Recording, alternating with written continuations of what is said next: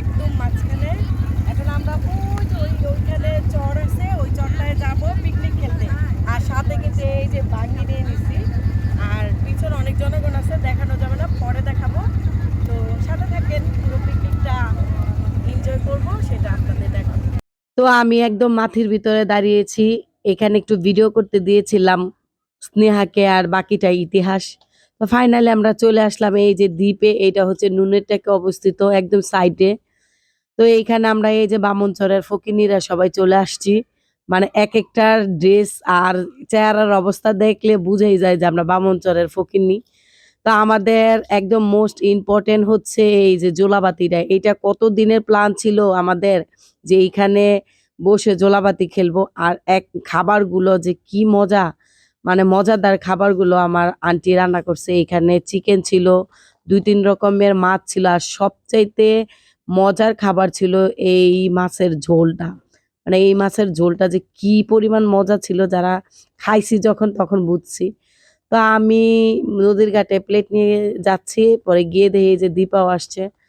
তো এইখানে বসে আমি একটু ভিডিও টিডিও করে নিলাম আর কি। আর এই যে সবাইরে মাছ চিনাইতেছি, এটা পুঁটি মাছ, এটা নদীর ঘাট, সবকিছু শিখাইতেছে আর কি, চিনাইতেছি নতুন করে। তো ভাতগুলো খাইলাম একদম আত্মা, মানে তৃপ্তি সহকারে আর কি, অনেক মজা লাগছে। এরকম ভাত খাওয়া আমি মানে নদীর পাড়ে বসে অন্যরকম একটা মজা। তারপরে এই যে আমার মাথাটা, মানে আমার মাথা না, মাছের মাথাটা নিয়ে বসলাম। কেউ খেতে চায় নাই। তো আমার কাছে এই মাছের মাথাটা অনেক বেশি মজা লাগছে। পরে গিয়ে দেখি এই মিমে ভুট্টা শাক তুলতেছে। কাজের বেডি হয়ে গেছে গা, মানে এই বেডি যদি কাজ করে আর কি লাগে। তারপরে দেখি এদিক দিয়ে দীপায় আবার ভুট্টা চুরি করে, এইটা চুরির লেগে ১ নাম্বার ক্ষেত খামারে গিয়া চুরি করে। দীপার মধ্যে আমার দাদির অনেক কিছু আছে গুণ। আর ভুট্টা ক্ষেতটা অনেক বড় আছিল, লোভ লাগবো না কেন, আমিও চুরি করছি। তারপর দেখি এই ২ টা আবার কি জানি বলাবলি করতেছে, মানে আমারে নিয়ে। আমি এই ভুট্টাওয়ালার কাছে গেছি কেন আমাকে ডেকে বিচার করবে। আর শখ পাইছি যেহেতু, খুব সুন্দর করে ঘোরাঘুরি করতেছি নিজের মতো করে।